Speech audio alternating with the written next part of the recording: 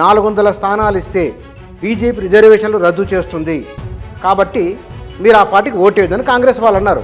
ఆ ప్రభావం కనబడ్డది, బీజేపీకి సీట్లు తగ్గినాయి. కాంగ్రెస్ ఒత్తిడి కారణంగానే ఇది వచ్చింది కనుక మేమే కాంగ్రెస్ అంటున్నది కాబట్టి, రాహుల్ గాంధీ అంటున్నారు కాబట్టి, లోక్సభ ఎన్నికల్లో దెబ్బ తగిలింది కాబట్టి, త్వరలో బీహార్ ఎన్నికలు, అసెంబ్లీ ఎన్నికలు రాబోతున్నాయి. 29 ఎన్నికల నాటికి మనం వేరే వాళ్ళకి ఎజెండా లేకుండా చేయాలనే వ్యూహం మాత్రమేనా, ఆల్టర్నేట్ కార్యక్రమం ఏమైనా ఉన్నదా? ఎందుకు మోడీ ఇలా చేస్తున్నాడు అనే మంట కొందరికి ఉంటుంది కనుక మోడీ వాజ్పేయి కాదు, వాజ్పేయి మోడీ కాదు. మోడీలో కూడా విలువలు ఉన్నాయి అట్లా అంటే, కానీ గడసరి మీకన్నా ఎక్కువ గడసరి కనుక సమయము, సందర్భము, వ్యూహాలు మోడీ.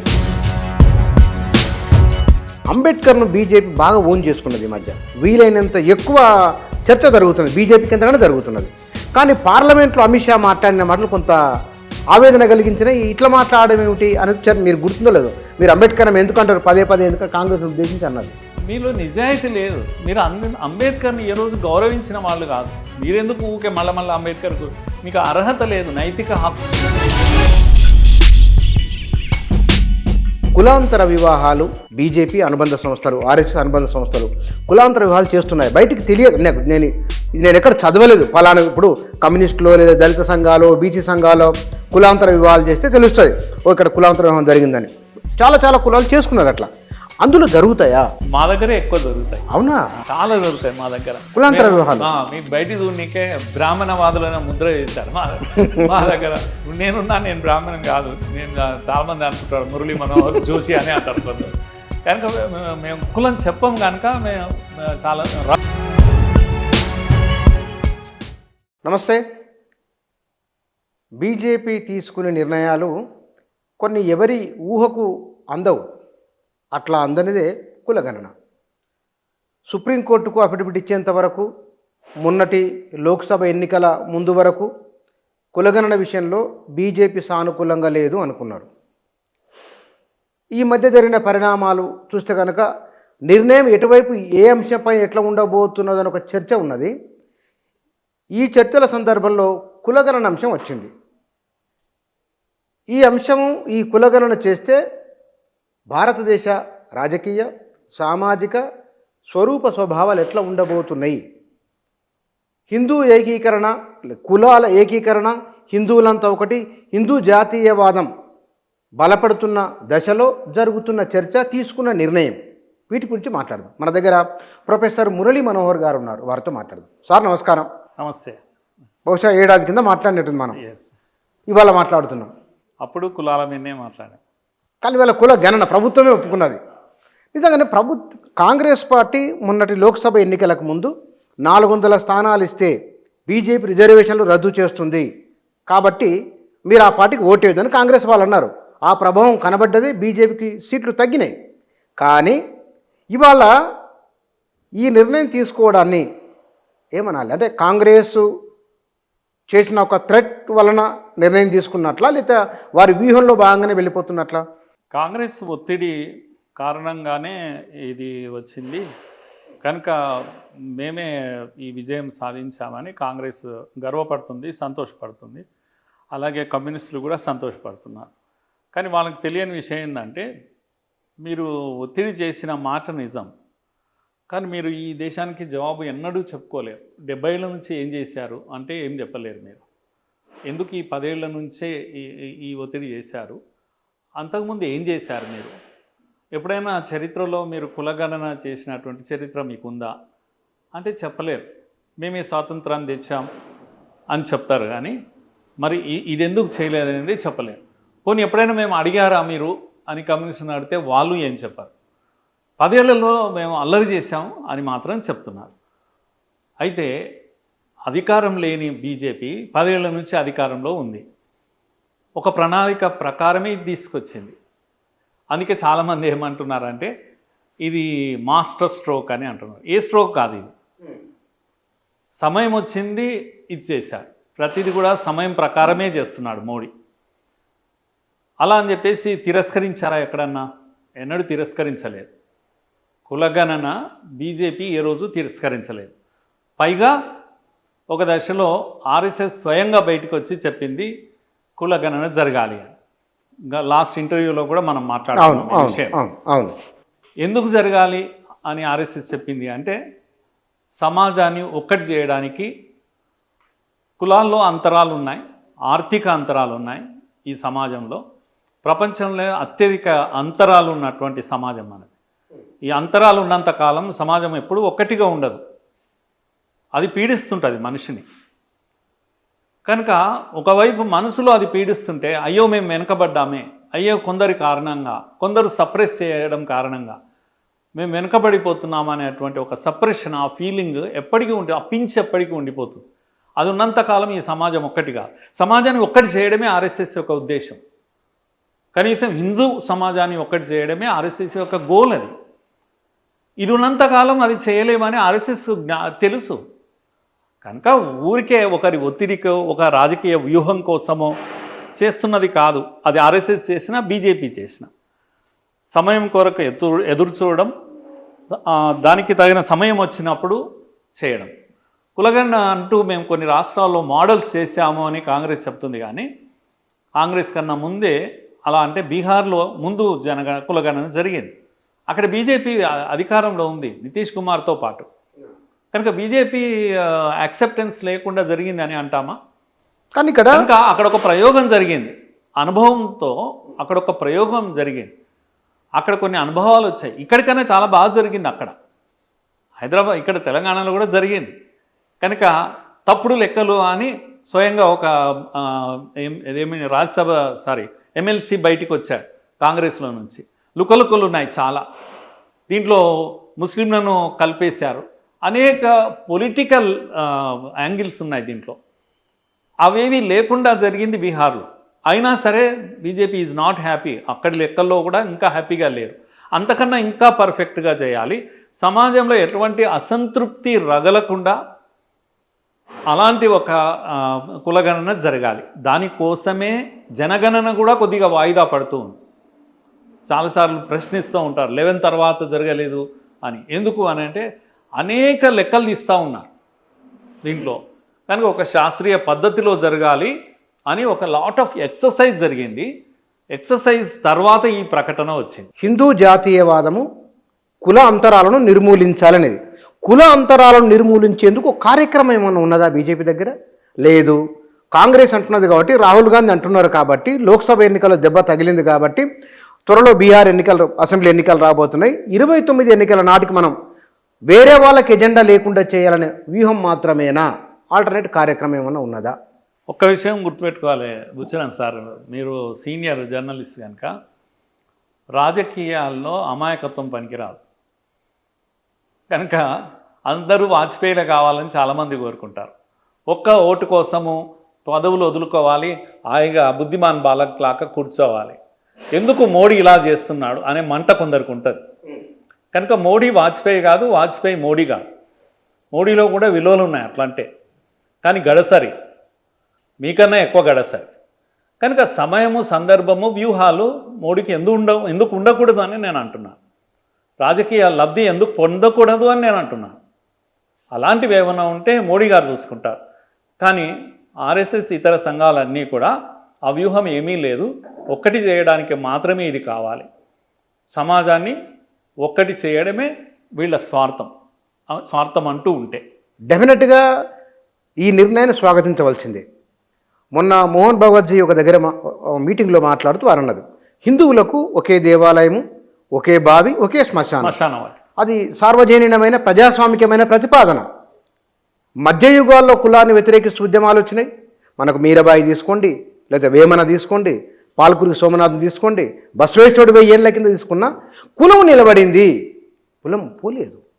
కానీ ఇవాళ భారతీయ జనతా పార్టీ ఒక రాజకీయ నిర్ణయం తీసుకున్నది, ఈ ప్రభావం ఉంటుందని మీరు అనుకుంటున్నారా? ఉంటే ఎట్లా ఉండవచ్చు? ఒకటేమో కులము ఎంత కాదనుకున్నా అది మైండ్ మీద పనిచేస్తుంది. మనం ఎంత వద్దనుకుంటే అంత ఎక్కువ మన మైండ్ పైన. కులం ఎక్కడ కనిపిస్తుంది? ఎక్కడ లేదు. దానికి ఒక వాసన లేదు, ఒక రుచి లేదు, ఆకారము లేదు, కానీ ప్రతి మైండ్లో అదే కూర్చున్నది. ఎంత వద్దనుకుంటే అంత ఎక్కువ దయ్యమై కూర్చుంటుంది కులం. కుల నిర్మూలన అంబేద్కర్ గారు ఆశించారు. అనిహిలేషన్ ఆఫ్ ది క్యాస్ట్ అని పాపం ఆ పుస్తకమే రాశాడు. ఇవన్నీ చేసినా క్యాస్ట్ అనిహిలేషన్ జరగడం లేదు. క్యాస్ట్ మరింత ఏమంటాం ఫియోనిక్స్ పక్షిలాగా సత్య కొద్దిగా లేస్తుంది, అది మళ్ళా లేస్తుంది. అందుకే విషయం ఏంటంటే ప్రతి ఒక్కరూ మెంటల్గా కులరహితంగా కావాల్సిందే. కులం గురించి మాట్లాడండి, మీరు మాట్లాడండి, కానీ మీరు మానసికంగా కులరహితంగా ఉండగలుగుతున్నారా? ఇప్పుడు నేను ఈరోజు కులాల గురించి ఎవరైనా కావచ్చు, ఎవరైనా కావచ్చు కనుక నేను కులాల గురించి మాట్లాడుతున్నా, కానీ మానసికంగా నేను కులరహితుని కావాలి కదా, సమాజాన్ని కులరహితం చేయాలంటే.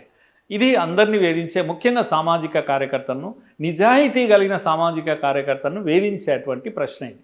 అనేక పద్ధతులు వెతికారు. అన్నమాచార్యుని గారి నుంచి బ్రహ్మం ఒక్కడే, పరబ్రహ్మం ఒక్కడే, ఎన్ని మాటలు చెప్పారు. కనుక సమతామూర్తి వరకు ఇవన్నీ మనం స్టోరీస్ వింటున్నాం.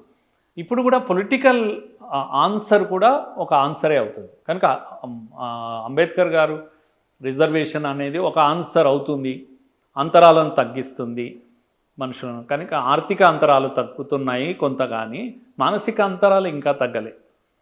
ఈ అంతరాలు అలాగే కొనసాగుతాయి. ఆర్ఎస్ఎస్లో చాలా కార్యక్రమాలు చాలామందికి తెలియదు. 1,00,000 మంది ఒక దగ్గర మొబిలైజ్ అవుతారు. ఎవరు ఏ కులమో తెలియని ఒక దీంట్లో ఉంటారు, మమైకం అయిపోతూ ఉంటారు. కనుక అది యాక్టివిటీ ద్వారా ఆర్ఎస్ఎస్లో అనేక ఆధ్యాత్మిక కార్యక్రమాలు జరుగుతాయి, భజన జరుగుతాయి, విశ్వ హిందూ పరిషత్లో ఇంకెన్నో కార్యక్రమాలు జరుగుతాయి. అక్కడ ఏ రోజు కూడా కులం అనే ప్రస్తావన లేకుండా అనేక కార్యక్రమాలు జరుగుతుంటాయి. బయటి సమాజంలోకి ఆర్ఎస్ఎస్ వెళ్ళాలి, బయటి సమాజం ఆర్ఎస్ఎస్లో కలవాలి, సమాజం అంతా ఒకటి కావాలి. ఇలాంటి ఒక పెద్ద ప్రయత్నం జరుగుతుంది. అంబేద్కర్ డాక్టర్ జీ సంభాషణలో అంబేద్కర్ ఆర్ఎస్ఎస్ క్యాంపుకు వెళ్ళి మరీ చూశాక చెప్పిన విషయం ఏంటంటే, మీది చాలా బాగుంది మీ పని, నాగపూర్ బాగుంది, కానీ నాకంత ఓపిక లేదు అని అన్నాడు. అందుకే ఇప్పుడు 70 ఏళ్ళు అవుతుంది, 100 ఏళ్ళు అవుతుంది ఆర్ఎస్ఎస్.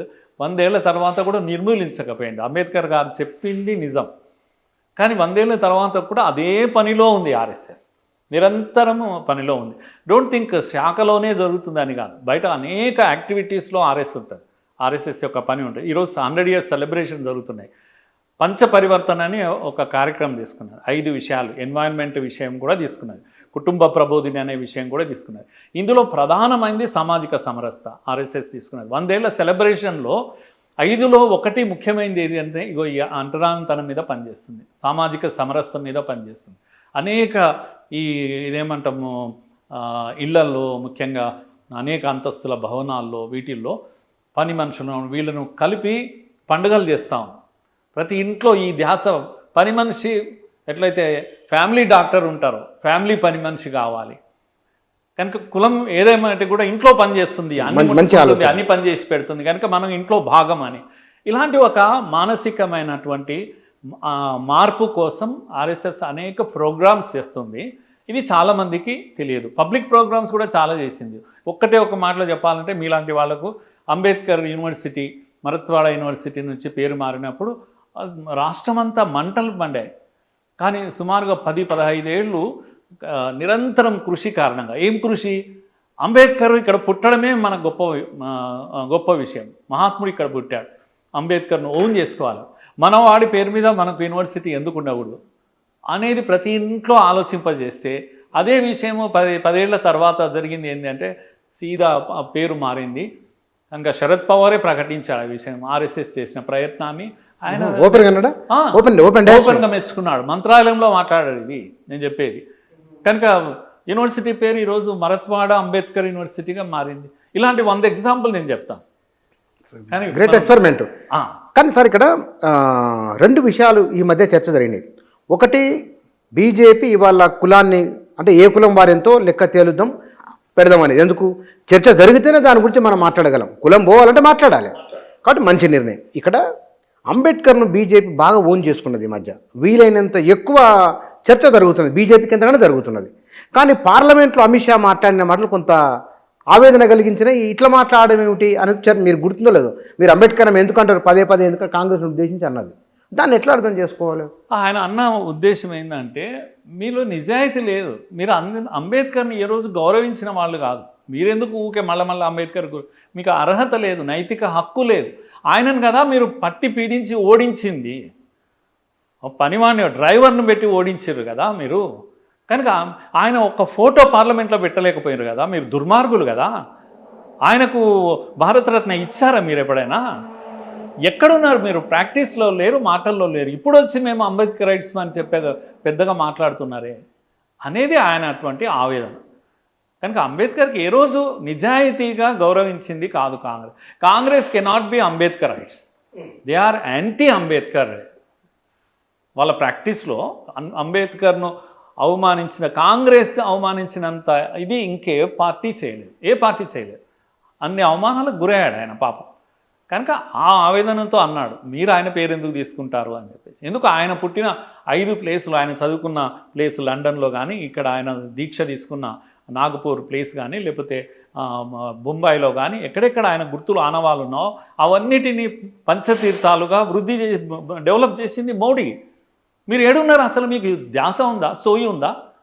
లండన్లో ఆయన చదువుకున్న ఇల్లు ఈరోజు ఒక స్మారకంగా నిలబెట్టారు. నేను చూశాను దాన్ని, వెళ్ళి అదే పనిగా దర్శించుకున్నాను వెళ్ళి, నేను లండన్ వెళ్ళినప్పుడు. కనుక అంత గొప్ప ఆయనకు మీరు ఎటువంటి గుర్తులు పెట్టారు? ఇప్పటికి కూడా కాంగ్రెస్గా ఆ హక్కు లేదు. కులగణన జరుగుతున్న ఈ సందర్భంలో హిందూ జాతీయవాదం, హిందువుల ఏకీకరణ అనుకుందాం, అదే కదా ఉద్దేశం. కులాంతర వివాహాలు బీజేపీ అనుబంధ సంస్థలు, ఆర్ఎస్ఎస్ అనుబంధ సంస్థలు కులాంతర వివాహాలు చేస్తున్నాయి. బయటికి తెలియదు. నేను ఎక్కడ చదవలేదు పలానా. ఇప్పుడు కమ్యూనిస్టులో లేదా దళిత సంఘాలు, బీసీ సంఘాలు కులాంతర వివాహాలు చేస్తే తెలుస్తుంది, ఓ ఇక్కడ కులాంతర వివాహం జరిగిందని. చాలా చాలా కులాలు చేసుకున్నారు అట్లా. అందులో జరుగుతాయా? నేను ఒక మాట చెప్తాను, మీరు నమ్మండి. మా దగ్గరే ఎక్కువ జరుగుతాయి. అవునా? చాలా జరుగుతాయి మా దగ్గర కులాంతర వివాహాలు. మీకు బయట చూడనీకే బ్రాహ్మణవాదులైన ముద్ర చేశారు మా దగ్గర. నేను బ్రాహ్మణం కాదు. నేను చాలామంది అనుకుంటారు మురళీ మనోహర్ జోషి అని అంటారు కొందరు. కనుక మేము కులం చెప్పం కనుక మేము చాలా రంగును బట్టి మాట్లాడవచ్చు, కొందరు భాషను బట్టి మాట్లాడవచ్చు.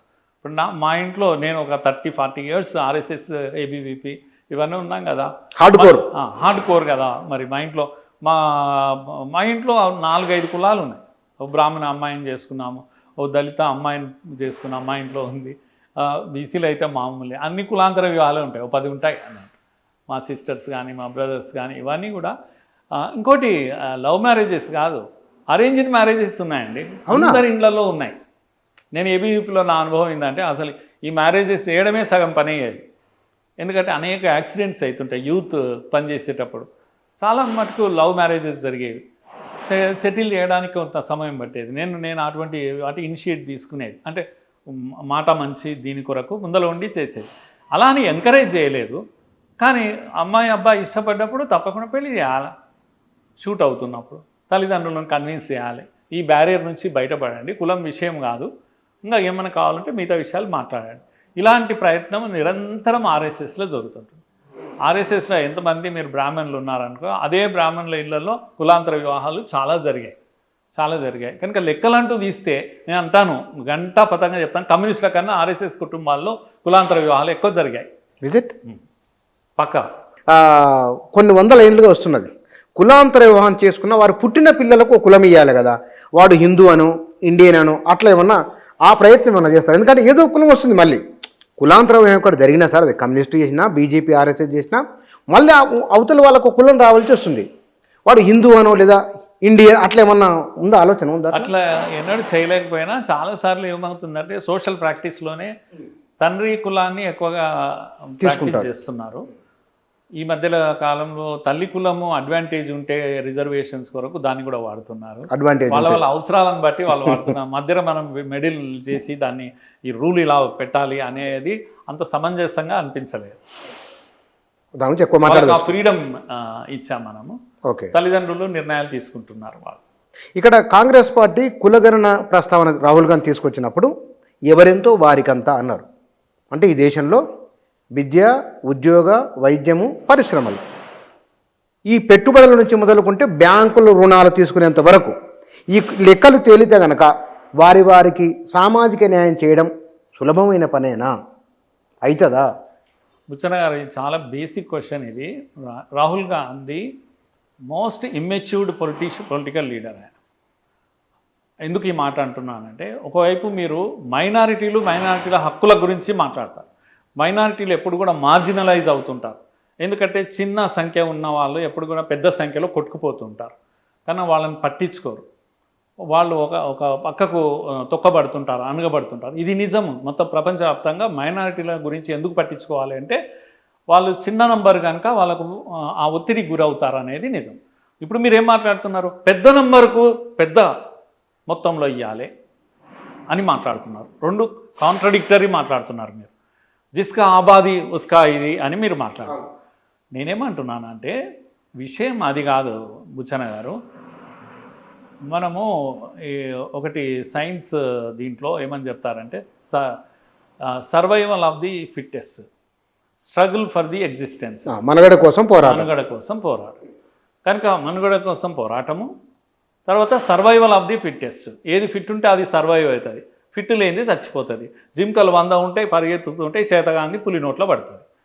కనుక మిగతా ఫిట్ అయినాయి కనుక పరిగెత్తుతాయి, ఫిట్నెస్ ఉంది. ఫిట్నెస్ లేనిది పోతుంది, బలహీనులు పోవాల్సింది, బలమైనోడు బతకాలి. ఇది కదా మీరు చెప్పేది, నేచర్. ఇది ప్రకృతి చెప్పింది. ప్రకృతి అట్లా చెప్పింది, కానీ మరి హిందూ సమాజం వేరే చెప్పింది, బలహీనుడిని బతికించుకోవాలని చెప్పింది.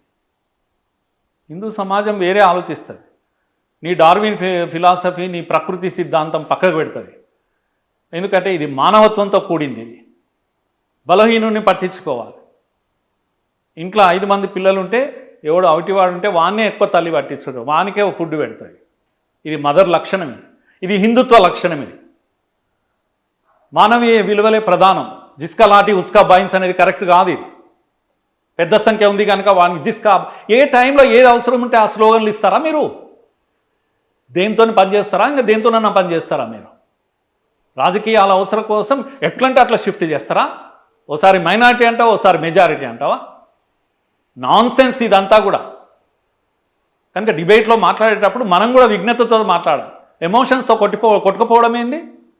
రాహుల్ గాంధీ ఒక పార్టీ నాయకుడు కనుక ఆయన ఏది మాట్లాడితే అది వేదం అవుతుందా? ఇమ్మెచ్యూర్డ్ పొలిటీషియన్ అని నేను అంటున్నాను మళ్ళీ ఒకసారి. Most immatured politician in the country. ఉదాహరణ అనే ఇది ఆబాదీ స్లోగానే నేను చెప్తున్నాను. కనుక అది కుదరదు, ఆబాదీ తప్పు.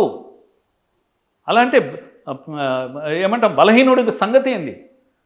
కనుక విషయం అది కాదు ఇక్కడ. ఇప్పుడు ఈ కులగణన దీంట్లో మీరు ఏమంటున్నారు? బీసీల పెద్ద సంఖ్యనా చిన్న సంఖ్యనా? అంటే ఎస్సీలు చిన్న సంఖ్య ఎందుకు పట్టించుకున్నాం మనం? చిన్న సంఖ్య అనగదొక్కబడ్డారు. ఎస్సీ అనే పదం తీసేస్తే ఎన్ని కులాల పేరున విరగొడితే ఎస్సీ ఎక్కడుంది? ఎస్సీ అనే పదం వచ్చి కాపాడిండు అంబేద్కర్ మహాశయుడు వాళ్ళని అందరినీ ఒక్కటి చేసి. కులాల పేరుతో అట్లనే బీసీలు కూడా అంతే. కులాల పేరుతో విడిపోతే ఎంత చిన్న నెంబర్ అది? చాకలోల సంఖ్య ఎంత, మంగళోల సంఖ్య ఎంత? వీళ్ళందరూ కలిపితే పెద్దగా కనిపిస్తుంది.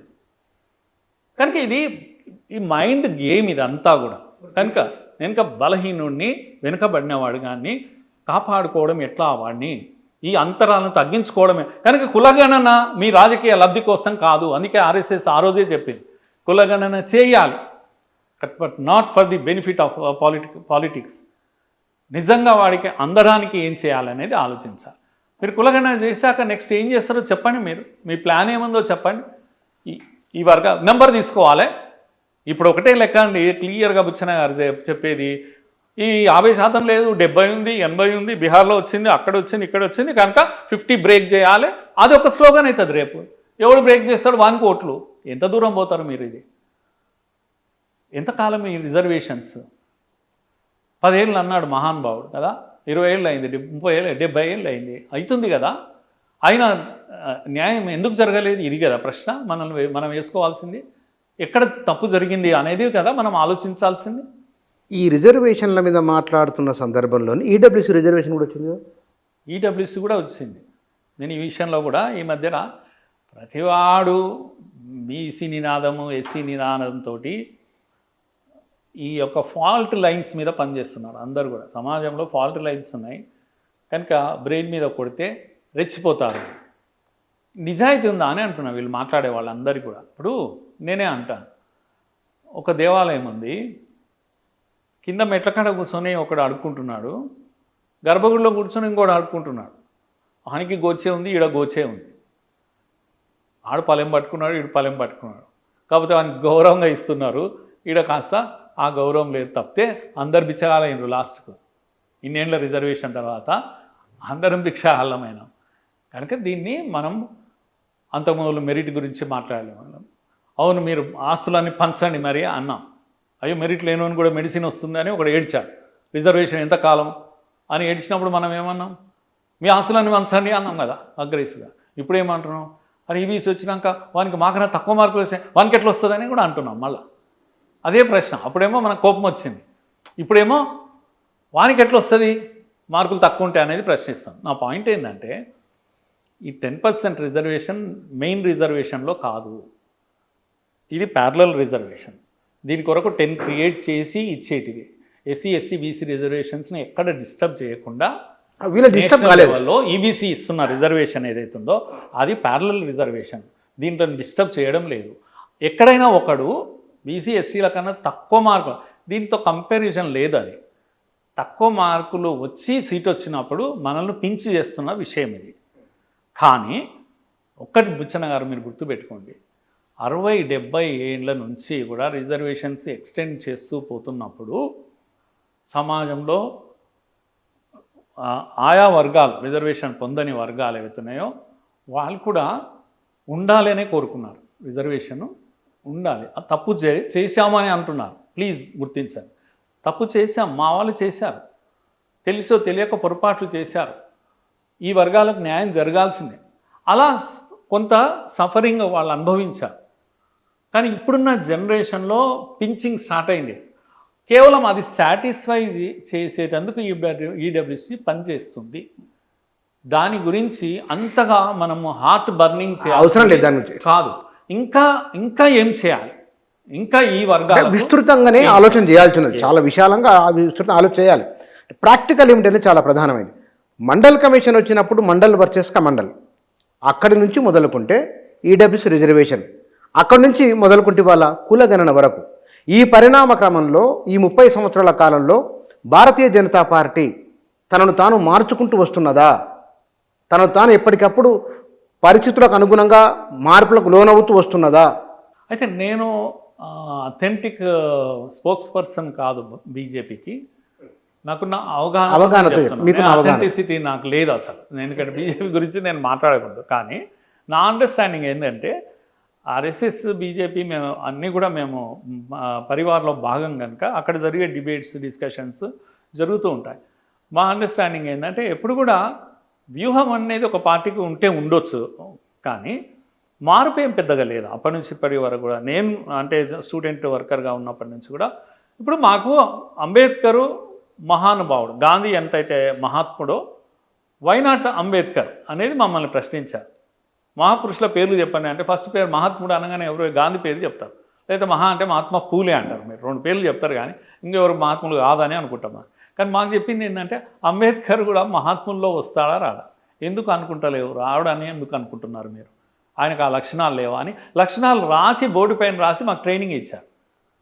మేము కన్విన్స్ అయ్యాం అవును మహాత్ముడు కదా అని. ఎవరు మహాత్ముడు, ఏ లక్షణాలు? మాకు ఆర్ఎస్ఎస్లో ట్రైనింగ్ ఇచ్చారు. ఏం చెప్తారు? ఇప్పుడు వివేకానందుడు మహాత్ముడు కదా, మా దృష్టిలో ఆర్ఎస్ఎస్ వాళ్ళం కదా మేము, కనుక మా దృష్టిలో మేము నో డౌట్ అంటాం వివేకానందుడు మహాత్ముడు. ఎందుకు మహాత్ముడు అంటే అని కన్ఫ్యూజ్ అవుతాం. అది చికాగోకి వెళ్ళి ఉపన్యాసం ప్రపంచాన్ని ఒప్పించాడు భారత్ చాలా గొప్పదని, కానీ ప్రపంచం ఎంజాయ్ చేయకుండా ఇండియాకు వచ్చాడు, ఇండియాలో పనిచేసి గదే పని అంబేద్కర్ చేసిండు కదా. అంబేద్కర్ ప్రపంచం అంతా తిరిగిండు కదా, తిరిగినోడు అక్కడే ఉండి ఎంజాయ్ చేయొచ్చు కదా, మళ్ళీ ఎందుకు వచ్చిండ్రు ఈ వర్గాల కొరకు. ఇలా 100 పాయింట్స్ చెప్తారు మాకు ట్రైనింగ్లో. కనుక చాలామంది మమ్మల్ని అడుగుతుంటారు మీ స్టూడెంట్ రూమ్లల్లో అంబేద్కర్ ఫోటో ఉందా, మరి వివేకానంద పెట్టారు కదా అని అంటారు. మేము సవరించుకుంటాం అవును కదా పెట్టలేదు కదా అని. ఆ విధంగా ఊరికే ఒక రోజు వచ్చింది కాదు, ఇది కొన్ని దశాబ్దాలుగా మాకు ఇచ్చిన ట్రైనింగ్ ఇది. కనుక మేము మనసా వాచా కర్మన మహాత్ముడుగా మేము మా ఒంటి నిండా ఆయనను ఆవిష్కరించుకున్నాం. ఇదేదో డ్రామా కాదు మీరు అన్నట్టుగా, మీరు అనుకుంటున్నట్టుగా ఇది పొలిటికల్. మీరంటే ఐ మీన్ సమాజంలో ఒక అభిప్రాయం ఉన్నది మాట, జర్నలిస్టులు అనుకునే జర్నలిస్టులుగా సమాజంలో ఒక అభిప్రాయం ఉన్నది. ఆ అభిప్రాయము కమ్యూనిస్టులు చేశారు. ఆ అభిప్రాయం అరిచి అందరికన్నా దుర్మార్గులు కమ్యూనిస్టులు. కనుక బ్రాహ్మణత్వము సమాజాన్ని నాశనం చేసిందని మాట్లాడుతుంటారు కదా, నేను అది కరెక్ట్ అంట. కానీ కమ్యూనిస్టు బ్రాహ్మణులు మాత్రమే అని చెప్తాను. బీజేపీ బ్రాహ్మణులు, బీజేపీలో బ్రాహ్మణులు తక్కువ, కమ్యూనిస్టులే మొత్తం. ఈరోజు కూడా కమ్యూనిస్టులు, ఈవెన్ నక్సలైట్లను కూడా కమ్యూనిస్టులే వెళ్తున్నారు. కమ్యూనిస్ట్ పార్టీలు అన్నీ బ్రాహ్మణులే. కనుక ఏ బ్రాహ్మణ నాయకత్వం లేని కమ్యూనిస్ట్ పార్టీ లేదు. బ్రాహ్మణ్ లేకపోతే కమ్యూనిజమే లేదు అసలు. ఈ దేశాన్ని ఆ విధంగా వక్రీకరించింది కూడా ఈ బ్రాహ్మణులు. ఆర్ఎస్ఎస్ కూడా బ్రాహ్మణులతో స్టార్ట్ అయింది కదా. బ్రాహ్మిన్స్ కానీ బ్రాహ్మణులు, ఆర్ఎస్ఎస్ బ్రాహ్మణులు అందరూ కూడా దళితవాదాన్ని ఎత్తిన పెట్టుకున్న వాళ్ళే వీరు. Right from doctor Ambedkar, doctor Hedgewar దగ్గర నుంచి కూడా అలాంటి, కానీ బయటికి ప్రచారం చేయలేదు, వోకల్గా ఉండలేదు. కనుక బీజేపీ మీరు చెప్పిన పద్ధతిలో మార్పులు ఏం, ఉదాహరణకు ఇది వ్యూహం కాదు. ఇది అంబేద్కర్ పంచతీర్థాలను డెవలప్ చేయడం అనేది వ్యూహం కాదు. మోడీ గారు వచ్చాక నిర్ణయం చేసుకున్నారు, చేశారు. ఉదాహరణకు బీసీ అధికారిక హోదా ఏదైతే అంటారు కదా బీసీ కులాలకు, అది ఎవరు ఇచ్చారు మరి? ఎందుకు ఇంతకాలం కాంగ్రెస్ ఇవ్వలేదు? ఎవరైనా అడిగారా? పోనీ చేశారు కదా. సో అట్లాగే మినిస్ట్రీలో కానీ మీరు బీసీ ప్రధానమంత్రిని చేస్తారా? మీరు వంకర పెడతారు, చేసినోనికి వంకర పెడతారు. బంగారు లక్ష్మణ్ అధ్యక్షుని చేసినప్పుడు కూడా మీరే కుట్రలు అని ఆయనను దించేశారు. ₹1,00,000 కొరకు ఆయనను దించేశారు. దుర్మార్గులు మీరంతా కూడా. కాంగ్రెస్ బీజేపీ వాళ్ళు ఓర్వలేకపోయినారు, తీసేసిన ఆయన ఒక చర్చ. కాంగ్రెస్ జైపాల్ రెడ్డి అండ్ టీం దీని వెనకాల పనిచేశారు, కుట్ర పన్నారు. ₹1,00,000 మీద లేని కేసును, అది తెహల్కా అనేది ఒక ఊహ, అది కూడా ఒక ఊహ. మనశ్శాంతి లేకుండా చనిపోయాడు ఆయన, పెద్ద ఆయన, మాకందరికీ మహాత్ముడు ఆయన కూడా. కానీ ప్రాక్టీస్లో ఏడున్నారు మీరు అని అంటున్నాను. ఏ దళితుని మీరు డెవలప్ చేశారు ఉన్నతంగా? ఎందుకు ఆయన మీద కుట్ర వర్ణాల్సి వచ్చింది? వీళ్ళు ఎందుకు కుట్ర వర్ణాల్సి వచ్చింది? ఈ నరేటివ్ వస్తుంది కదా వాళ్ళకు. ఏ పార్టీ కూడా, అధికారంలో ఉన్న పార్టీ ఓ దళితుని అధ్యక్షుని చేసుకుంటుందా? బీజేపీ కదా చేసుకున్నది. వాజ్పేయి లాంటి మహానుభావుడు ఉంటే బంగారు లక్ష్మణ్ అధ్యక్షుని చేసుకున్నారు కదా. చేయగలుగుతుందా కాంగ్రెస్? కళ్ళల్లో కూడా ఊహించగలుగుతుందా? ఇప్పుడు అధికారంలో లేనప్పుడు 2 రోజులు ఆయన పెద్ద ఆయనను చూపించుకుంటున్నారు పాపం. కనుక ఇప్పుడు చేస్తున్నారు, ఇన్నేళ్ల నుంచి అది కూడా చేయలేదు. ఒత్తిడికి గురై వాళ్ళు చేస్తున్నారు. ఇప్పుడు బీజేపీ కాదు ఒత్తిడికి గురవుతున్నది, కాంగ్రెస్ ఒత్తిడికి గురవుతున్నది. ఇప్పుడు మీరు టీఆర్ఎస్ ఉంది ఇక్కడ, ఎవరండి వాళ్ళ కుటుంబ సభ్యులను అందరి మినిస్ట్రీలో పెట్టుకొని అన్ని పోర్ట్ఫోలియోస్ అన్ని వాళ్ళ దగ్గర పెట్టుకుంటారు. చేస్తారా? ఓ దళితునికి ఆ స్థానం ఇస్తారా? అధ్యక్షుని చేస్తారా? వీళ్ళు దేశంలో ఉన్న ఇవన్నీ ఏమంటాం కుటుంబ పార్టీలు అన్నీ కూడా ఈరోజు డిఫెన్స్లో పడ్డాయి కదా, మోడీ కారణంగా లేకపోతే బీజేపీ కారణంగా. బీజేపీ కదా పైనుంచి కింది వరకు ఎక్కడ కూడా కుటుంబ వ్యవస్థ ఇలాంటివి లేనివన్నీ చేసింది. కనుక కొన్ని వాల్యూస్ ఉన్నాయి, కానీ భ్రమలు ఆ విధంగా తయారయ్యాయి. నరేంద్ర మోదీ ప్రధానమంత్రి అయిన తర్వాత మొత్తం దేశవ్యాప్తంగా హిందువులంతా ఒకటనే భావన బలపడిన మాట వాస్తవం. కులాలకు అతీతంగా హిందువులము అనే ఒక భావన దేశవ్యాప్తంగా వచ్చింది. గడిచిన 5 ఏళ్ళ కంటే ఈ 5 ఏళ్ళు ఇప్పుడు ఇంకా మరింత బలపడుతున్నది. అది ఇది మన కళ్ళ ముందు కనబడుతున్నది. ఒక భావోద్వేగాన్ని పట్టుకొని ఒక మానసికమైన బలాన్ని నిర్మాణం చేయగలిగింది. కానీ ప్రత్యామ్నాయ ఆర్థిక అభివృద్ధి నమూనాను, ప్రజల భవిష్యత్తు తరాల ఒక నమూనా, అభివృద్ధి నమూనా ఉండాలి, వాళ్ళ ఆర్థిక స్థితిగతి ఇట్లా ఉండాలి, దానికి ఒక నమూనా చూపించలేకపోయారు ఏమిటి అని. నేను ఆ డీటెయిల్స్లోకి వెళ్ళలేను. కానీ మోడీ డెవలప్మెంట్ ప్లాన్లో అంటే గ్యాట్ ఒప్పందం తర్వాత మనమంతా కూడా పివి నరసింహారావు గారు అగ్రిమెంట్లో పాల్గొన్నారు. ఆ తర్వాత దేశం వేగం పెరిగింది. నిజంగా చెప్పాలంటే ఆర్థిక వృద్ధి సాధిస్తూ పోయింది. ప్రభుత్వాలు ఏమున్నా కూడా ఆ నమూనానే అనుసరించాల్సి వచ్చింది. అది అనుసరించడం వల్ల బెనిఫిట్స్ ఉన్నాయి. కనుక బీజేపీ కూడా తగ్గలేదు, వాజ్పేయి తగ్గలేదు, మోడీ కూడా తగ్గలేదు. ప్రైవేటీకరణ మరింత పెరిగింది, ఆ విధంగా కమర్షియలైజేషన్ కూడా పెరిగింది, ఆర్థిక వృద్ధి పెరిగింది. కానీ ఒక డిఫరెన్స్ ఏం కనిపిస్తుంది అంటే, ఉదాహరణకు 10 లక్షల కోట్లు ఇన్ఫ్రాస్ట్రక్చర్ మీద పెట్టుబడి. ఇది బియాండ్ ఇమాజినేషన్. ఈ దేశము, నేను ఒక దగ్గర చదువుతున్నాను, టెడ్ టాక్స్లో ఒక ఆయన చెప్తున్నాడు ఏమని అంటే, నరేంద్ర మోడీ పీరియడ్లో రోడ్ల నిర్మాణం లెంత్ ఎంత పెరిగింది అని ఆయన కిలోమీటర్స్ లెక్క నేను చెప్పిన జీరోస్ లెక్క, భూగోళం చుట్టూ 3 times తిరిగేంత లెంత్ రోడ్స్ పడ్డాయి అని ఇండియాలో. కనుక టాయిలెట్స్ ఎన్ని నిర్మాణమైనాయి, లేకపోతే గ్యాస్ సిలిండర్స్ ఎంతమందికి వెళ్ళాయి, పేదోడిని శుభ్రత ఎంత పెరిగింది, 24% నుంచి 84%కు క్లీన్లీనెస్ కవరేజ్ ఎట్లా పెరిగింది ఈ దేశంలో. ఇలాంటివన్నీ కూడా కొన్ని ఫిగర్స్ ఉన్నాయి, ఫ్యాక్ట్స్ అండ్ ఫిగర్స్. అవి ఈ దేశం యొక్క రూపురేఖలు మార్చినాయి, ప్రపంచ దృష్టిని మార్చాయి. మనల్ని ప్రపంచం చూసే ఈవెన్ ఆర్థికంగా కూడా 12th ప్లేస్ నుంచి మనం 5th ప్లేస్కు ఎట్లయితే ఎదిగామో రేపు 3rd ప్లేస్ టార్గెట్ చేస్తున్నాము. కనుక మనం హై అంబిషన్తో హై గోల్స్ పెట్టుకొని ఆర్థికంగా డెవలప్ అవుతున్న దేశం ఇది. ఇప్పుడు కావాల్సింది ఏంటి అంటే పంపకం జరగాలి. వృద్ధి సాధించినంత మాత్రాన సరిపోదు, కనుక పంపకం జరగాలి. ఈ పంపకం కోసమే కులగణన. మోడీ వ్యూహంలో భాగమే ఇది. ఈ ఒత్తిడి ఆ ఒత్తిడి కాదు. కనుక మోడీ వ్యూహంలో భాగంగా ఇది జరుగుతుంది. బుచ్చన్న గారు మీరు ఇంతకుముందు చెప్పినట్టుగా మాస్టర్ స్ట్రోక్ ఇదంతా చాలామంది మాట్లాడుతున్నారు కదా. నేనేమంటున్నాను, నిజంగానే మాస్టర్ స్ట్రోక్ ఇది. మోడీ గురి ఒకవైపు ఉంటుంది, తగిలేది ఇంకో వైపు ఉంటుంది. కనుక రేపు రాబోయే రోజులలో దీంట్లో అంటే మళ్ళా ఇది రెచ్చగొట్టడానికి కాదు, కానీ చాలా విషయాలు జనగణనలో చాలా విషయాలు ఉన్నాయి. డోంట్ థింక్ ఓన్లీ వన్ కులగణన ఒక్కటే లేదు. జనగణనలో చాలా టార్గెట్స్ ఉన్నాయి. సిఐఏ, ఎన్ఆర్సీ అన్నీ క్లోజ్ అయిపోతాయి. అన్ని లెక్కలు బయటికి వస్తాయి. మీరు కులం ఒక్కటే చూస్తున్నారు, కానీ అన్ని లెక్కలు బయటికి వస్తాయి. అన్ని లెక్కలు క్లోజ్ అయిపోతాయి దేశంలో. కనుక ఇదంతా కూడా మోడీ గారి లెక్క. అందుకే కాస్తంత లేట్ అయినా పర్వాలేదు, కానీ లేటెస్ట్గా మోడీ మళ్ళీ ప్రజల ముందరకు వస్తారు.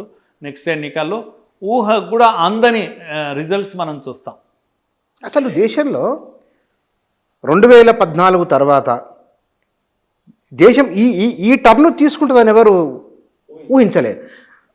వెంకయ్య నాయుడు దగ్గర మాట్లాడుతూ దేశం ఒక జంప్ చేయబోతున్నది అని ఒక మాట అన్నారు వారు.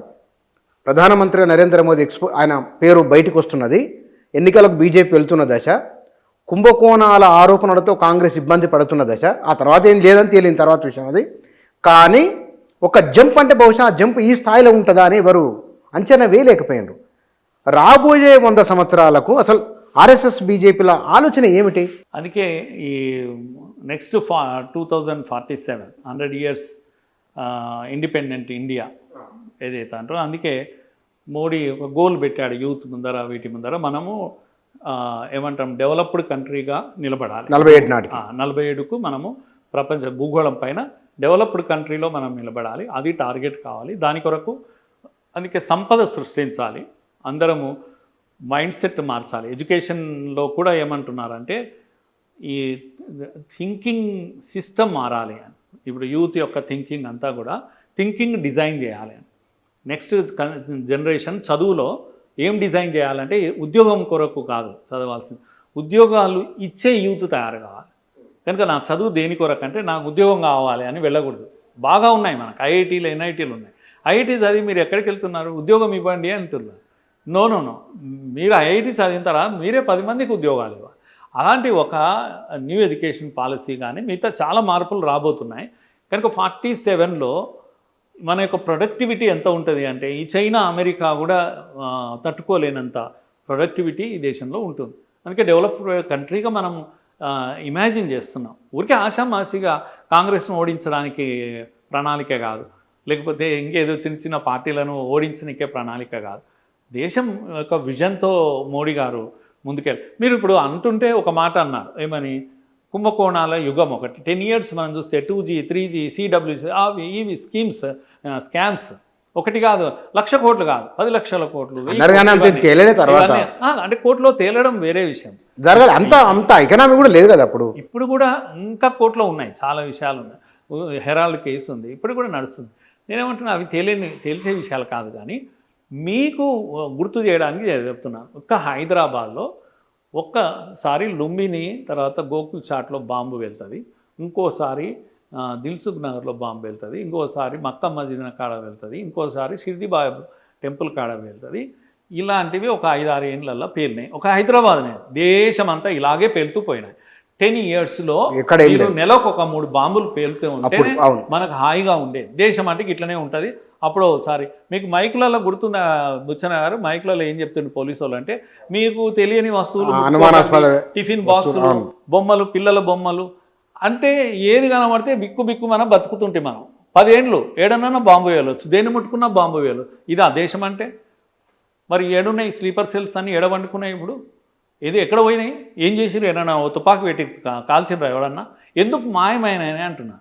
చక్కటి నీకు ఇదేంటి ఇంటెలిజెన్స్ లేకపోతే, ఎంత బలమైన ఇంటెలిజెన్స్ ఉంటే ఈ స్లీపర్ సెల్స్ అన్నీ ఎక్కడనో పోయినా ఏడ వండుకున్నావో తెలియదు దేశంలో. బాంబులు బంద్ అయిపోయినాయి. మొత్తం ఈ టెర్రరిజం అంతా కొట్టుకుంటా పోతే కాశ్మీర్లో పహల్గామ్ వరకు పోయింది. ఇప్పుడు ఇక్కడిక్కడ అప్పుడు నీకు బాంబేలో వచ్చి వాడు నీ ఇంటికి వస్తాను అట్టింటికి వస్తాను కొట్టిపోతుండే. అప్పుడు దిక్కు లేదు, దివానం లేదు ఈ దేశంలో. గట్లా ఉంటుందా దేశం అంటే? మీరు మళ్ళీ మోడల్ గురించి చెప్తారు కదా, పొద్దున హోమ్ మినిస్టర్, సాయంత్రం హోమ్ మినిస్టర్ పౌడర్ వేసుకొని వచ్చి ఇది పిరికి బందల చర్య. ఇది ఒక్కటే కదా మీరు ఇచ్చిన స్లోగను. బాంబు వెళ్తే మీరు ఇచ్చిన స్టేట్మెంట్ ఇది ఒక్కటే కదా. స్పందించినరా?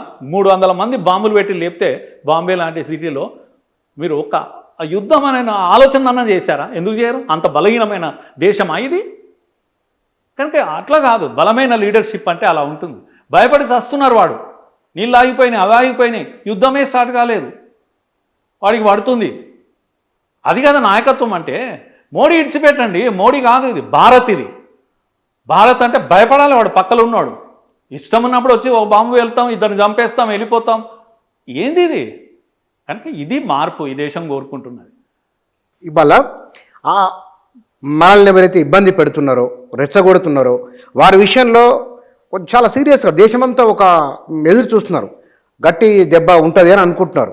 గుణపాఠం చెప్పాలి వాళ్ళకనే భావన ఉన్నది. ఈ విషయంలో కూడా నరేంద్ర మోదీకి మద్దతుగా దేశమంతా నిలబడిందని నాకు వైబ్రేషన్ తెలుస్తున్నది. పత్రికల్లో వచ్చే అభిప్రాయాలు, సోషల్ మీడియా జరిగే చర్చ, అటువైపు చూస్తున్నారు. బహుశా ఎట్లా ఉండవచ్చు అనేది ఒకటి ఉంది. ఏమైనా ఉండొచ్చు, ఒక అంచనా. ఎంత కరెక్ట్ చెప్పారు బుచ్చన్న గారు. మీరు చెప్పింది, మీ వైబ్రేషన్ మీకు తెలుస్తున్నాయి అన్నారు చూడండి, అది కరెక్ట్ అండి. ప్రతి భారతీయుడు తెలుస్తుంది. హిందూ, ముస్లిం, క్రిస్టియన్ కాదు ఇక్కడ. ప్రతి భారతీయుడు కూడా ఇదే ఆలోచన చేస్తున్నాడు. ఫస్ట్ టైం అంత దేశం 140 కోట్ల ప్రజలు ఒక ప్రైమ్ మినిస్టర్ వెనకాల నిలబడ్డాడు. మళ్ళీ don't think about Modi. Bharat ప్రధాని ఎంత పెద్దోడు అయిపోయాడంటే 140 కోట్ల మంది ఒక దగ్గర ఓవైసీ కూడా చక్కగా మాట్లాడాడు. మనం ఊహించాము ఓవైసీలా మాట్లాడాడు. అరే ఎంత అద్భుతంగా మాట్లాడాడు. ఇది దేశం అంటే. కనుక నాలుకను ట్విస్ట్ చేయడము, యుద్ధం ఎందుకు లేండి, మాటలతోటి సరిపోయి కొంత అక్కడెక్కడ ఉంటారు ఇంకా పొలిటికల్ ఇది. కానీ ఓవరాల్గా మాత్రం దేశం ఆయన వెనకాల నిలబడ్డది. ఒక విశ్వసనీయత ఉంది. కనుక శత్రువు భయపడుతున్నాడు. మోడీ కారణంగా కాదు భయపడుతున్నారు. దేశం యొక్క ప్రవర్తన తీరు ఏదైతే ఉందో, స్పందించిన తీరుకు భయపడుతున్నారు. ప్రపంచమంతా ఎదురు చూస్తూ ఉంది. కనుక ఎప్పుడైనా దేశం ఇలా నిలబడాల్సిందే. మనం ఇలా ఉంటేనే బ్రతుకుతాం. ఆ డైరెక్షన్లోనే వెళ్ళాలి. ఇప్పుడు కూడా తప్పకుండా చర్యలు ఉంటాయండి. ఎందుకంటే ఊరి లేకపోతే మిగతా ఏవైతే సంఘటనలు జరిగావో, చిన్న సంఘటనకు చిన్న జవాబు ఉండొచ్చు. ఇప్పుడు పెద్ద సంఘటనగానే అనుకుంటున్నాక పెద్ద జవాబే ఉంటుందని అందరూ అనుకుంటున్నారు. మూతోడు జవాబు అని అంటారు. అటువంటి ఒక జవాబు ఉంటుంది తప్పకుండా అని అందరూ ఆశిస్తున్నారు. జరిగి తీరుతుంది కూడా. ఆ విశ్వసనీయత మన ఆర్మీ మీద ఉంది. బలమైన ఆర్మీ మనకున్నారు. రఫేల్ లాంటి యుద్ధ విమానాలు ఉన్నాయి మనకు.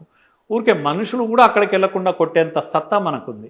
ఈ మధ్యన యుద్ధాలన్నీ మనం చూస్తున్నాం కదా, మనుషులు ఎవడు కనిపిస్తలేవు. ట్యాంకర్లు కూడా పోతలేవు పెద్దగా, పైనుంచి వస్తున్నాయి. ఎందుకంటే పాత సినిమాల్లో, విఠలాచారి సినిమాలో ఎట్లా కొడుతున్నాయో కనుక ఆ సామర్థ్యత మనకు వచ్చేసింది. కనుక బలమైన దేశంగా ప్రపంచం ముందు నిలబడ్డాం మనం. ప్రైవేట్ రంగం విస్తరిస్తున్నది. ప్రైవేట్ రంగంలోనూ ఉద్యోగాలు కావాలని అడుగుతున్నారు అందరూ. అన్ని కులాల పేదలు ఉన్నారు ఇవాళ. కాబట్టి వాళ్ళందరూ అయితే ప్రైవేట్ రంగంలో రిజర్వేషన్లు ఇవ్వాలంటే సాధ్యమవుతుంది. మళ్ళీ వెనక్కి వస్తాం కదా, కులాన్ని లెక్కేసినప్పుడు మనం వెల్త్ డిస్ట్రిబ్యూట్ చేయాలి, తో పాటు అవకాశాన్ని ఇవ్వాలి. ఇవాళ అవకాశం ఇవ్వాలంటే బ్యాంకు లోన్లు తీసుకోవాలి, లేదా కంపెనీలు పెట్టాలి, చేయాలన్నప్పుడు మరి అది ఎట్లా సాధ్యం అవుతుందా? మళ్ళీ కొత్త సమస్య తీసుకొచ్చి నెత్తినేసుకున్నట్లు అవుతుందా? ప్రైవేట్ రంగంలో అంటే ప్రైవేట్ రంగమే ప్రభుత్వ రంగం కన్నా బలంగా తయారవుతుంది. ఇప్పుడు అయ్యింది. ఉత్పత్తి కూడా విపరీతంగా పెరిగిపోయింది. మనం డిఫెన్స్ ప్రొడక్షన్ ఉండేది కాదు ఒకప్పుడు. డిఫెన్స్లో ఇప్పుడు మనం ఇక్కడ పటాన్చెరు కాడ అది ఉండేది ఒకటి. అటువంటి చిన్న చిన్న కంపెనీలు గవర్నమెంట్ ఆధ్వర్యంలో నడిచినాయి. ఈరోజు డిఫెన్స్లో మన ప్రొడక్షన్స్ ఉన్నాయి. ప్రపంచానికి డిఫెన్స్ మెటీరియల్ను మనం అమ్మడం మొదలుపెట్టాము. రాబోయే రోజుల్లో ఇంకా పెరుగుతుంది. ఎందుకంటే ప్రైవేట్ రంగం కూడా వచ్చేసింది. ఇన్వైట్ చేశారు. మోడీ వచ్చాక పాలసీ మార్చారు. ఇప్పటికే మనకు 1-2 లక్షల కోట్లు ఆదాయం మొదలై మనం కొనేవాళ్ళం ఒకప్పుడు. ఇప్పుడు అమ్మడం మొదలుపెట్టాం. ఆయుధాలు కూడా అమ్మడం మొదలుపెట్టాం. అలా దేశంలో ప్రైవేట్ రంగం విస్తరిస్తుంది. మీరు అంటున్నది ఏంటంటే రాబోయే రోజుల్లో ఉద్యోగాలు ఏడున్నాయి ప్రభుత్వంలో, అన్నీ ప్రైవేట్లోనే వస్తాయి. కనుక ఈ రిజర్వేషన్స్ కూడా ప్రైవేట్ వాడికి ఎవరైనా నియమించుకునే అధికారం వాళ్ళకు ఉంది. జీతం ఎంతైనా ఇచ్చుకునే అధికారం వాళ్ళకు ఉంది. ఎందుకంటే గ్యాట్ ఒప్పందంలో భాగమే ఇదంతా కూడా. ఇవన్నీ చేశాం. కానీ ఇంకో వైపు వస్తున్నటువంటి మార్పులో డిక్కీ లాంటి ఒక సంస్థను మోడీ వచ్చాక ప్రోత్సహించారు. దళిత్ చేంబర్ ఆఫ్ కామర్స్ లాంటిది. ఆయన ఒక ప్రయోగం చేస్తాడు, ఆయన పేరు నేను మర్చిపోయాను, మా మనిషి, మేముతో కలిసి నర్రా రవికుమార్. నర్రా రవికుమార్ ఇక్కడ కాదు, బాంబేలో, పూణే వ్యక్తి ఆయన, సమ్ కులకర్ణి. ఆయన మొదలు ప్రైవేట్ రంగంలో దళిత కోటీశ్వర్లను తయారు చేయాలి అని ఆయన ఒక డ్రీమ్ అది. ఆయన కొంతమందిని తయారు చేశారు, మీడియాలో కూడా ఆయన పేరు బాగా వచ్చింది, పద్మశ్రీ ఇచ్చారు. తర్వాత మోడీ ఏం చేశారంటే ఆయన్నే పెట్టి ప్రభుత్వంలో అది ప్రోత్సహించి, ప్రభుత్వమే డబ్బులు ఇస్తుంది మీకు, మీరు కోటీశ్వర్లను తయారు చేయండి అని. దళితులలో ఎంతోమంది ఎంటర్‌ప్రెన్యూర్‌షిప్, వ్యాపారాలు ఇవన్నీ డెవలప్ చేయడానికి, ఇండస్ట్రీ డెవలప్ చేయడానికి లోన్ ఇచ్చి 1 కోటి మంది కోటీశ్వర్లను, దళితులను తయారు చేసే ప్రయత్నంలో ఉంది డిక్కీ లాంటి ఒక ప్రోగ్రామ్. అటువంటి చాలా ప్రోగ్రామ్స్ ఉన్నాయి అన్ని కమ్యూనిటీస్ను డెవలప్ చేయడానికి. కనుక ప్రైవేట్ రంగంలో ఉద్యోగం కొరకు కాదు పోయేది, ప్రైవేట్ రంగాన్నే దళితులు, బీసీలు నిర్వహించాలి అనేది ఒక డ్రీమ్. ఆ ప్రయత్నం గొప్పగా జరుగుతుంది. అందుకే మీరు బ్యాంక్ లోన్స్ కనుక చూసినట్టయితే పెద్ద ఎత్తున బ్యాంక్ లోన్స్ తీసుకుంటున్నారు. 10 లక్షలు 20 లక్షలు అనేది కామన్ మ్యాన్ తీసుకుంటున్నారు. ఇప్పుడు దీన్ని ఓపెన్ చేసి పెట్టారు, వాళ్ళకి ప్రోగ్రామ్ డిజైన్ చేసి ఇస్తున్నారు, స్టార్టప్స్ లాంటివి పెట్టిస్తున్నారు. ప్రభుత్వం వైపు నుంచి ప్రోత్సాహాలు. ఫ్యూచర్లో మీరు ప్రైవేట్ రంగం ఎవరి చేతిలో ఉంటుంది అంటే ఇగో ఈ వర్గాల చేతిలోకి వస్తుంది. ఇప్పుడు లిడ్ క్యాప్ లాంటి ఒక ప్రయోగం చేశారు, వినడానికి బాగుంది, ఏమైతే తెలియదు కానీ లిడ్ క్యాప్ లాంటి ఒక ప్రయోగం చేశాం మనం ఒకప్పుడు ఎన్టీ రామారావు పీరియడ్లో. దళితులు చెప్పులు తయారు చేసి అది మధ్యలో ఫెయిల్ అయిపోయింది, కానీ అది సక్సెస్ అయితే ఈరోజు వాళ్ళు కూడా కోటీశ్వర్లు అయ్యేవాళ్ళు. కనుక పని కట్టుకొని చేయాల్సిందే, చేస్తారు. చదువులు పెరిగినాయి, అప్పట్లో చదువులు లేవు, చాలా మార్పు పెరిగినాయి, అన్ని వర్గాల చదువులు పెరిగినాయి. ఇంకా నాణ్యత పెరగాలి, చదువుల మీద ఇన్వెస్ట్మెంట్ కూడా పెరగాలి. Right sir, thank you sir, ధన్యవాదాలు. కులగణన విషయం అక్కడ కొన్ని విషయాలు మాట్లాడదాం అనుకున్నాం, కానీ ఆ చర్చలో భారతీయ సమాజానికి సంబంధించిన చాలా విషయాలు వచ్చినాయి. ఇవే నిజమని కానీ లేకపోతే కనుక ఇట్లే ఉంటుందని కాదు. ఇది ఒక చర్చ వచ్చినప్పుడు అనుకూల అనుకూల విషయాలు ఉన్నట్లుగానే వీటన్నింటిపైన ఒక రేఖా మాత్రమైన డిస్కషన్ మాత్రమే ఇది. బహుశా మన దేశం 50 ఏళ్ళ కింద ఉన్నట్లు ఇవాళ లేదు, ఇవాళ ఉన్నట్లు రేపు ఉండదు. ప్రజల ఆలోచనలు మారుతున్నాయి, ఎడ్యుకేషన్ పెరిగింది, తెలుసుకుంటున్నారు, ప్రపంచంతో పోటీ పడుతున్న ఒకానొక దశ. ఈ దశలో తీసుకున్న ఒక నిర్ణయం, బీజేపీ తీసుకున్న నిర్ణయాలు ఈ 10 ఏళ్ల కాలంలో ఎవరు ఊహించనివే. అవి ఇట్లా ఉంటుందేమని అనుకోవడానికి వీలు లేదు. ఇవన్నీ మనం గడిచిన 10 ఏళ్ళ వెనక్కి వెళ్తే కనుక నిర్ణయాలన్నీ ఇట్లే ఉన్నాయి. ఆ నిర్ణయాల ప్రభావాలు కూడా ఉన్నాయి సమాజం పైన. బహుశా ఇది కూడా తప్పకుండా ప్రభావం ఉంటుందేమో, ఎట్లా ఉంటుందో చూడాలి మరిగా. Thank you.